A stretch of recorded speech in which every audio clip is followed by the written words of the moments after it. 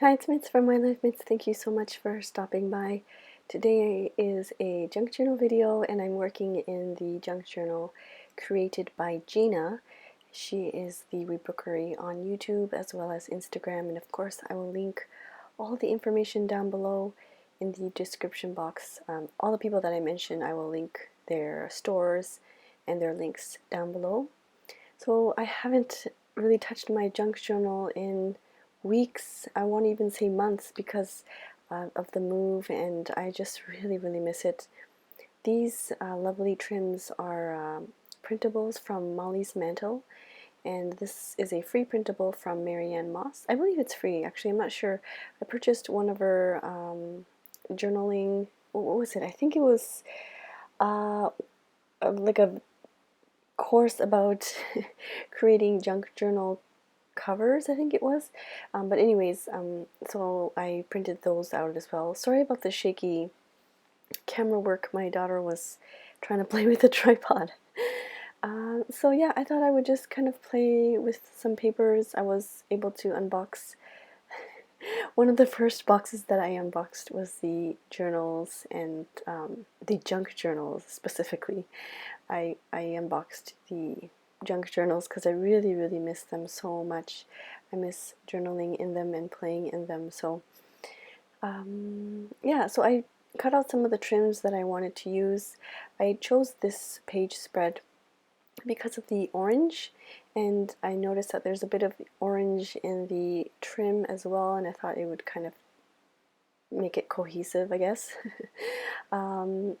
But at the same time, I found that it was difficult to journal on top of that orange page.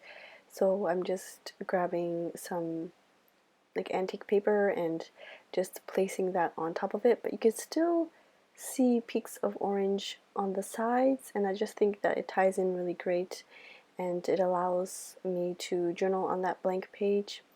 But at the same time, you see the bits of orange in the trim as well as in the page on the page. I hope that makes sense, but that's just my thinking around it. If you have a technique or ways to cover pages that are busy or pages that have really big graphics, please let me know. I know Gina, the rebookery, she takes out her acrylic paints and things like that, and she paints right on top of it. I think she uses gesso too, and she just kind of paints a nice layer on top. I'm not huge into acrylics or gesso or anything, but yeah, if you have like any tips on ways to cover up pages that are more busy, I'd love to hear your thoughts. This paper on the corner there is just paper from the opposite end, and I just kind of tied it over, just adding some washi tape and trying to figure out the layout of photos. Sometimes I spend way too much time trying to figure out on the layout, and I should just let it be more organic and just let it be. That little ticket stub on the top left hand corner is a place that we visited, and we didn't even get to fully finish the attraction, I guess. It's like an old school place where they have like old school buildings, and it's like a little village, I suppose, and a lot of the Japanese dramas or movies are filmed there because of these buildings. And when we went there, I guess there were several school, like, what's it called? I'm losing my words. School outings, what's the word I'm looking for? But anyways, so all the kids were excited, and I guess they had some kind of scavenger hunt going on because they were holding, paper and their clipboard with their paper and pencil, and it was really exciting to see all the kids running around. But I think hopefully one of these days we could visit again and go when it's not so busy. My kids actually were more interested in like the water buckets, which I don't know why, but there were water buckets or water bucket stations outside of each store or building, and they enjoyed playing in those. I don't know why, but it was a nice experience. It was really refreshing to be surrounded by nature and the trees, and just I really missed that, so it was really nice. I will journal about that in my spread here. So back to what I am doing. I'm just grabbing some scrap paper from the book. I believe I mentioned this in my Hobonichi Techo Journal with Me sessions, but if you haven't watched that, I have this little book from Jessica Rapp. She's Two Silver Oranges on Etsy, and there's just like this little booklet that has these scrap papers, and I love flipping through that book to see if I can use them on my page. And it's very, very handy because it's nice and small. I can just tuck it into my pencil case.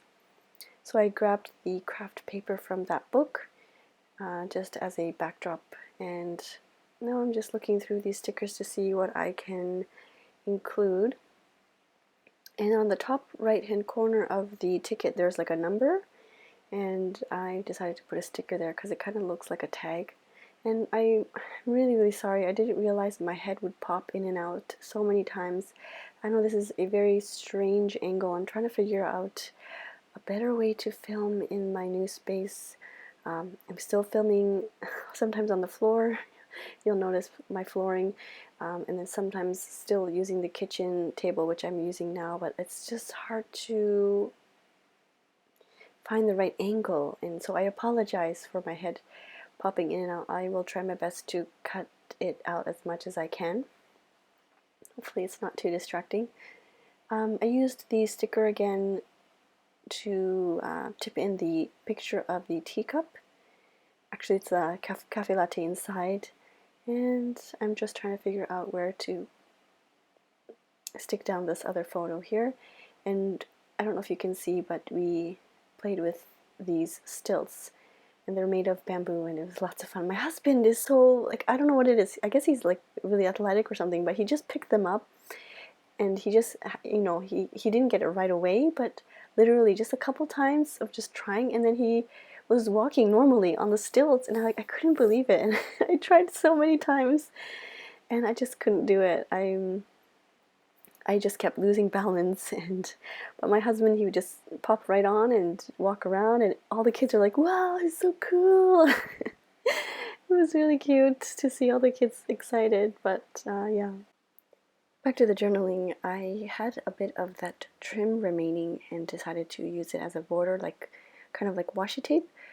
So I applied that at the bottom of the coffee cup or teacup photo, and you can't even see the washi tape, and it works perfectly. And I think I like how I use the same trimming on, how I use the same trim on one page and then carry it over to the next. And for me, I like to, I don't know why, but I like to add little tabs and little tags to the tip-ins that I have on the page. And so I just kind of stapled some craft paper that I had left, and so it looks like that. You can see there. So here is the completed journal spread. I hope you enjoyed watching this junk journal with me video. I've already filmed another one, and I filmed it in the junk journal that I purchased from Johanna. I've also filmed a journal with me in a Hobonichi Techo, and I still have to edit the video, the art journal flip through video, and some hauls as well. So don't forget to subscribe and hit the bell so that you are notified of the new videos that are coming your way. I'm determined to participate in December daily, so I hope that goes well. I want to show you what I have in mind. But anyways, thank you so much for watching, and I will see you soon. Bye-bye.